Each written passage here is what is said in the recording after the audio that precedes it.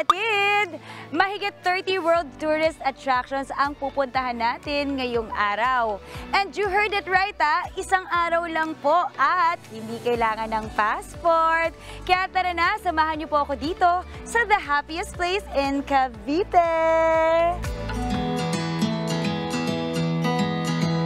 Sa halagang 230 pesos, check na agad ang 39 sa world's tourist attractions na nasa travel bucket list mo.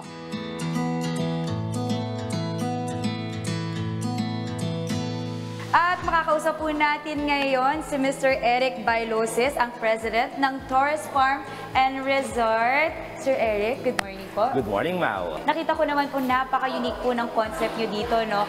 I wanna know, paano naisip yung ganitong konsepto na merong mga world tourist attractions dito? Sinimulan namin siya as a pocket pool. Nilagyan namin ng isang bansa, naging dalawa, and ngayon nasa 39 attractions na tayo. I'm sure pag pumunta dito yung mga tao, meron silang mga matututunan, kumbaga na may mga learnings. Yes. Ano po ba yung mga pwede lang i-expect pag dumalo sila dito? Actually, kasi all our attraction namin, may mga description. So, kunyari, yun yung Eiffel Tower, paano ba siya nadala, dinonate pala siya sa bansang Paris. Yung pinaka-tallest building, which is in Dubai, Burj Khalifa, gaano kataas siya? Nasa 160 plus floors pala siya.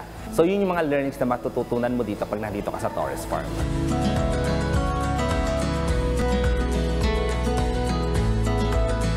So, yung mga accommodation namin, like sa mga hotels, so may different team din sila. Katulad nung aming hotel, nasa Italy team naman siya. Then yung mga villas naman namin, like Dubai, Jordan, yun naman yung mga accommodation namin, good for bigger group. Meron na po ba kayong na-receive na pinaka-heartwarming or humbling na feedback? Isang tumatak sa akin, yung parang sinabi nilang, hindi na pala nilang kailangan gumastos ng malaki para makita lang yung mga iba't ibang attraction ng ibang mundo. So di ba parang ang sarap sa feeling na nabigay mo yun sa mga tao.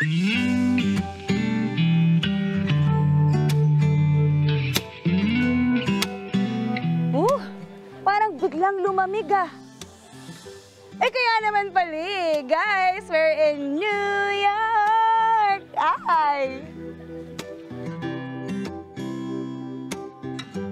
I'm inviting everyone to visit us here in Cavite, Torres Farm and Resort, the happiest place in Cavite.